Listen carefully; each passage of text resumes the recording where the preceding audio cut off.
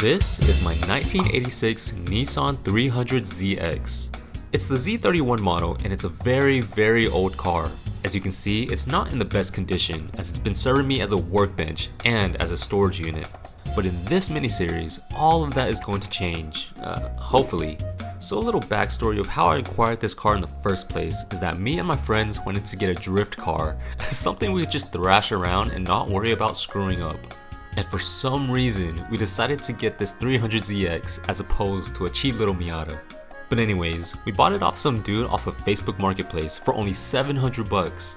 And honestly, I'm surprised we even got it back home. But yeah, at first, me and my friends were really determined to turn this thing into a drift build of our dreams. But that quickly got shot down as we had no clue on what we were even doing. Besides that, aftermarket parts for this platform was basically non-existent. If we wanted to seriously swing this boat around, we would have to completely overhaul the suspension. But this being our first project car together, we wanted to try and spray paint it ourselves to learn and just see how it went. Yeah, everything we did to this poor car was pretty chopped. We gave it the old rattle can paint job and it came out as you would expect for a bunch of amateurs. We were way in over our heads with this project, but at least we were having fun with it.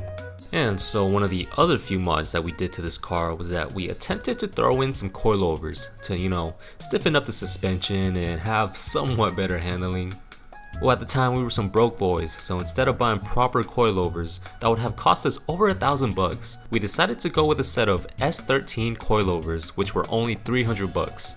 And with these, the only way to put them on were to weld the bottom of the coilovers onto the spindle itself. So we spent an awful amount of time just trying to get the OEM struts off of the car, and then chopping it up and welding it all together. That in itself was a hassle, especially for beginners, and yeah, I don't know what to say guys. Don't get a Z31 if you plan to drift, because you'll just end up replacing literally everything underneath the car because of how rusty it is. And then here's me ripping up the interior like a total idiot. And so finally we got the coilovers installed, and dropping the car was pretty much the only real thing we did together.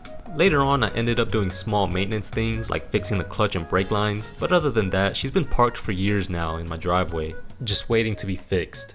These days I'm thinking it's a fuel issue because before I parked it, it was struggling to go as I was trying to give it some gas. It would lose power and start to sputter just before dying on me, but also it would fire up if I sprayed starter fluid into the intake. So with those symptoms, I'm hoping it's nothing serious, but just a fuel issue.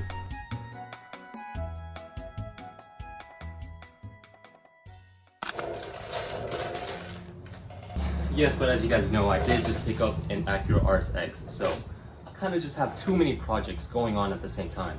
I really want to downsize, and this will basically be the very first one to go. As cool as this car is, I think it would just be in much better hands with an owner who's more knowledgeable than me, and quite frankly, I don't know too much about it, so it's like, man. So my plans for this are to get it running, drivable to the point where I can get it out of my driveway, and hey, maybe we'll give it a fresh new paint job, that way someone else can have a go at this project car. There's quite a few things wrong with it at the moment. Let me just get a 360 of it and I'll show you now. For starters, I think the brakes on the passenger side are seized up and kind of have no way to really move it. I actually bought some, what are these called? I bought this right here. I mean, what else did I do to it? I spray painted it black with rattle cans, and obviously it's peeling and not holding up very well after a couple of years. Hasn't ran in years. Whoa, it is dirty up in here. And so I had it sitting underneath the trees. That thing's just been shedding all over this car, so quite a bit of it has fallen into the engine bay. Now that we have the hood propped up open, we could really get up close and see how dirty this engine bay is. Like, see, I just got all these dead leaves all over the place. I don't want to fire this up with all of that rubbish in there. That's a potential fire hazard, so first things first, we're just gonna clean this area up a bit. That way I could really, focus on getting it started up. Went ahead and stopped by the good old Harbor Freight to pick up this Bauer vacuum. I think it was like 60 bucks. Should be good for just a general use. Go ahead and use this shop vac to vacuum up all of this nasty dead debris.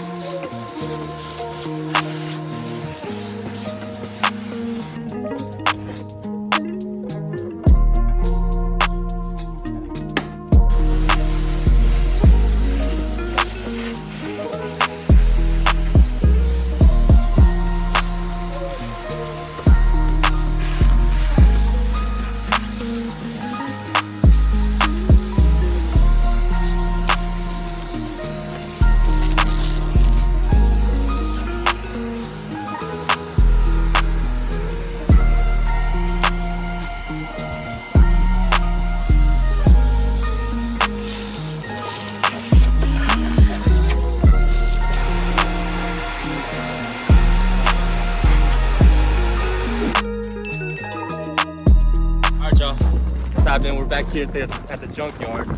We're at a Dallas yard. One of the yards that I particularly don't come to just because it's all the way in Dallas, but I went ahead and checked the website. And we're looking for a Z31. Hopefully we can find that all in one piece. I'm looking for the suspension. Yeah, as you can see, I'm hands-free right now. Only thing I need now is a Bluetooth mic. I'll probably get that for the next video, but got one of the homies here with me. He's helping me record. Yo, what's up, y'all? Yeah, it's one of the homies. I b-boy with him. He's a local tattoo artist as well, so Appreciate it. Let's go ahead and try to find our car.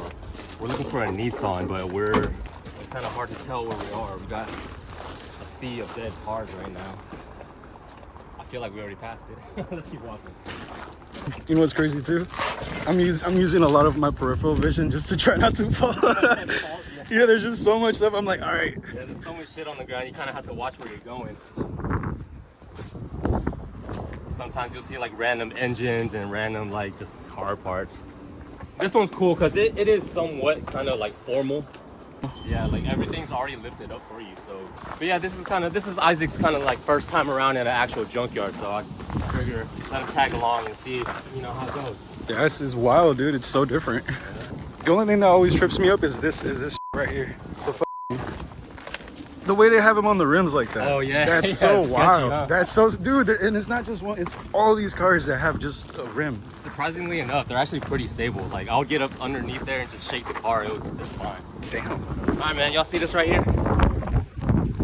Yes, you see here. This one's a more shortened version. Yeah, it's got the updated tail lights. Yeah, we're gonna try to get this thing off. We gotta get all four. Okay. All right. So pretty much this right here is exactly what I need. Back when I first got the car, me and my friends, we welded on some S13 coilovers onto our car. Worst idea ever. It was like the shittiest ride ever. You could just feel every bump. So I'm gonna go back to stock. Also, I think the caliper on mine is seized up.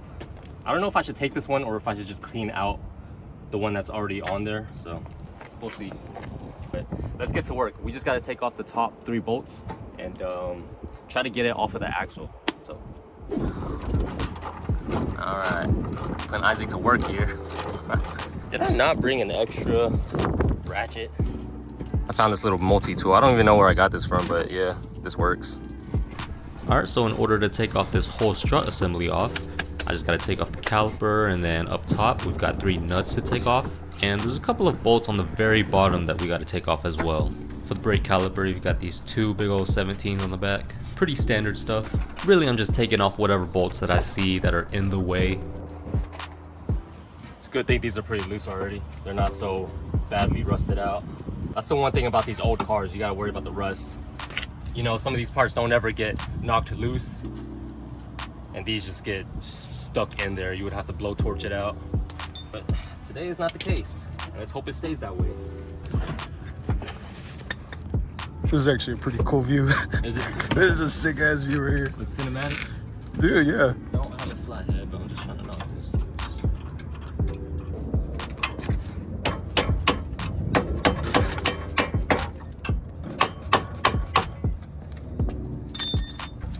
There it is. I just gotta find the leverage.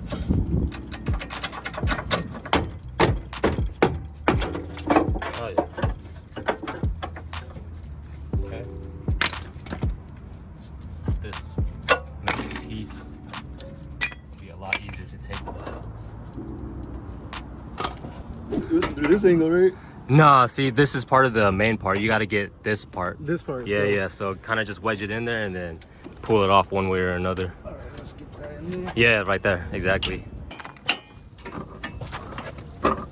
It's got all that rust and just, friction. Right there. Yeah, just yank on it and exactly right there. There we go. Perfect. Yeah. Let's see. Let me try to find a pipe. Something that's gonna... Got it? My man's sweating over there. Hell yeah. I got one side. That's what's up. Damn, dude, that shit was in there. Yep. See, sometimes it's not all fun and games over here at the junkyard. It's very laborious, laborious work if you don't have the proper tools. But It's all good. We kind of got all of our tools sprawled out here on the floor, kind of like caveman style, and really in a junkyard fashion. So After a good amount of time, we were able to get the rear shocks out, but we're still having trouble with the front. all right, so pretty much we're at the point where kind of giving up. We got the last stretch. Yo, ya le agarraste? Hey. You said if you think if that, yeah.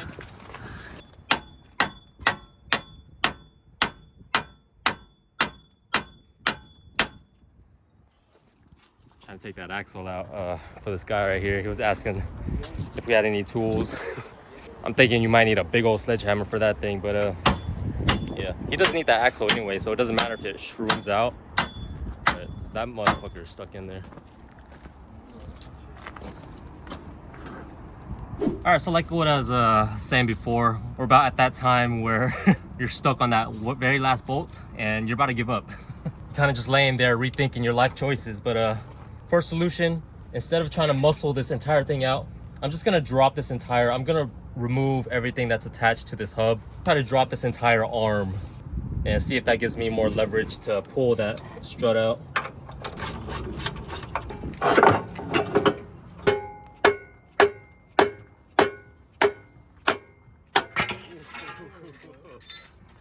Ah! There we go, my Man. Oh, that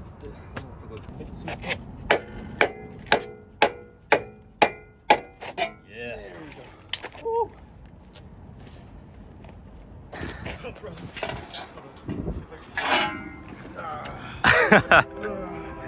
Like a Terminator. It's so heavy. Well, there you go, guys. We got the entire strut system out, minus the springs. I'm gonna get those springs later, but yeah, appreciate the help, man. Whew.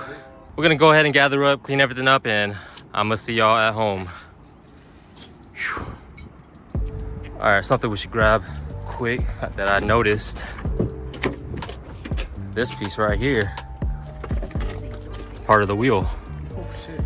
Everyone's really been looking for these, so having just one of them, that's what. Oh, I see 3. I see more. There it goes. 1, 2, 3. I wonder if there's a 4th one. Yes. Yeah, I see it. There it goes. Wow. I've actually been looking for these personally as well, but these are pretty rare to come across, since everyone always likes to pop them out and take them home. Whew. Thanks to whoever left these. Alright, so now that we're back home, let's take a look inside the engine bay after cleaning out the debris. Very quickly, I just wanted to address these rusty and crusty battery terminal wires. They've also gotten so loose that the connectors fell off, so I'll have to clean these wires up and hook them back up properly. So in order to clean these up, I've just got some white vinegar here and I'll soak the wires in it so all of that rust and corrosion can get cleaned off. And once that natural shiny copper color starts showing again, I've also got a mixture here of just baking soda and water to help clean it off even further. And then go ahead and just set it aside and let it dry out. With it all cleaned up, it's looking brand new. All there's left to do is tidy it up and install the connectors to them. I just got a brand new set here from O'Reilly's. They're typically around 10 bucks or so. But anyways, right here, I'm just trying to make sure I got these wires hooked up correctly. Not sure what this yellow connection is for, to be honest, but it was hooked up along with the positive wire, so I'm gonna go ahead and do just that. But yeah, here they are, all cleaned up and hooked up. Now we just gotta throw in the battery and see if she wants to start up. Guys, I'm hearing the dash in there right now. It's beeping, so fingers crossed. I'm thinking this might start up. I don't know. Let's get in there.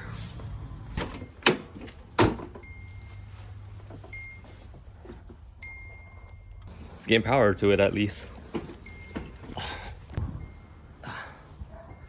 And this is how I gotta switch it on. This is the makeshift key for the ignition. This thing is ghetto as fuck.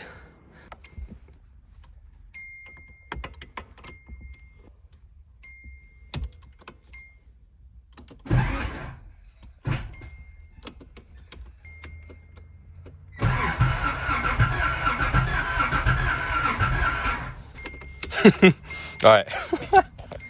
All right. Hey, at least it's trying to crank. That's good. That's good news right there.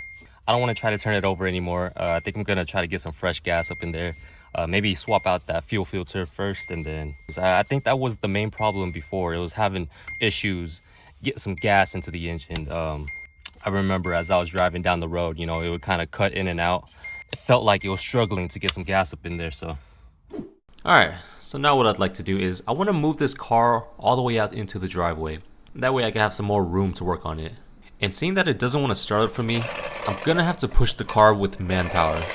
Now I bought these car dollies that you just set underneath the wheels. That way you can easily push the car around if it's not able to move under its own power. Yeah, these were actually what I used last time to bring it inside here. Yeah, these are pretty useful to have if you got broken ass cars. You gotta move them around. And also if you're using these, you gotta make sure you have the wheels locked up. So, you know, have your e-brake engaged and also put the car into gear. That way it won't roll off of the dollies. Which is what I had to learn the hard way. You'll see the car try to roll off here in a bit because of my ignorance.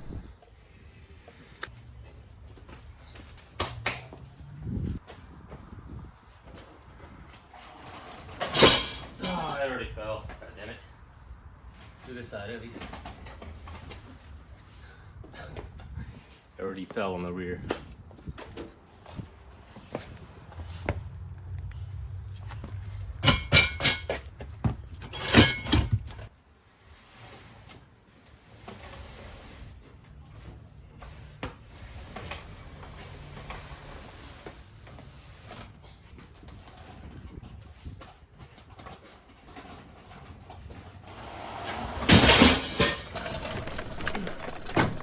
Yep, and then after getting the car into position, I actually had my brother come out with the truck and we hooked it up with the rope and just pulled it out into the driveway. Yeah, I did not want to try to push it all the way out there because our concrete's a little uneven and it would have been a whole ass workout. But finally the car's out here in the front and now I'll have a more comfortable area to kind of get underneath and do whatever I want to it. And so now it's the next day and I've got here some starter fluid as well as a brand new fuel filter from O'Reilly's. This probably isn't the main issue, but I might as well change it out since it's been like 40 years and I don't know when anything has been changed ever. So yeah, we might as well. Now to get this filter out, it's super simple. You guys see me do it on my Datsun, so it's pretty much the same procedure. You just got a hose on top that feeds into the engine, as well as a hose on the bottom that feeds from the tank. These lines are simply held in by clamps, so you just gotta unscrew these loose and pull the hoses off. Yep, just grab you a short screwdriver since it's kind of a tight space and go ahead and undo that hardware. Also, the actual filter is held in by this cup that's bolted into the side. So in total, you got 3 screws to undo. But before all of that, go ahead and grab an old t-shirt and stuff it underneath. That way it'll catch all of the gas that'll pour out once you take off this fuel filter.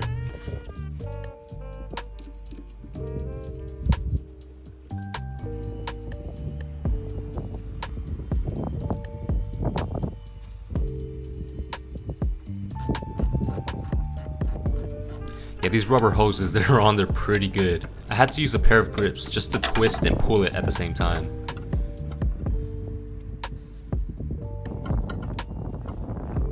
And after finally getting the fuel filter off, to my surprise, there was absolutely no gas in it. Yeah, there's no fuel spilling from the filter or from the lines itself, so just from that right there, I kind of feel like the fuel pump maybe isn't sending any fuel through the lines.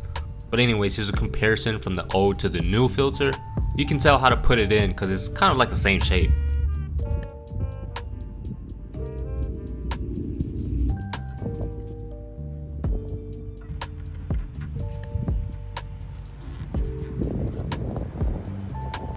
Yep, and there we go guys, we got a brand new filter inside of the car now. That's one less thing to worry about. But seeing as how it was completely dry in there, like I said before, I'm assuming that it's probably the fuel pump. And apparently to get to that, I have to drop the entire tank. But before I try any of that, I'm gonna go ahead and just throw some fuel inside of the car and we'll try to start it up now that we got a new fuel filter in the car.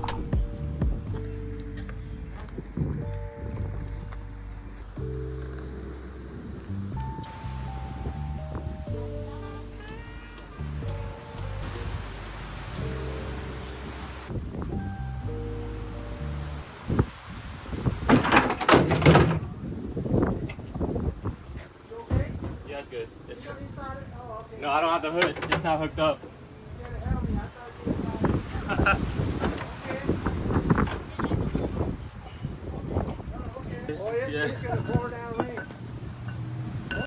Hang it up.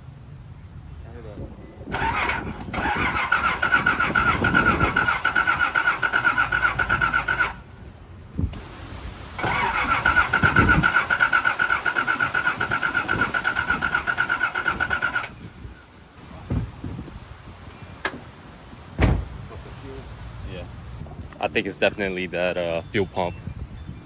I bet you if I take off this fuel filter right here, nothing's gonna spew out, but it's all good. Yeah.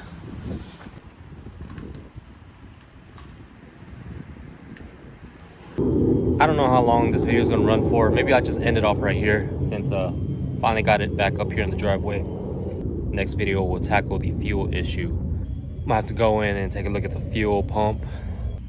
Yeah, I think maybe next video we'll get into the real nitty-gritty stuff. Hope you guys enjoyed. Didn't really do much for this video, just, you know, kind of introducing it, and this is the start of the plan, and we'll see how it goes. Hopefully I can get rid of this thing by the end of the month.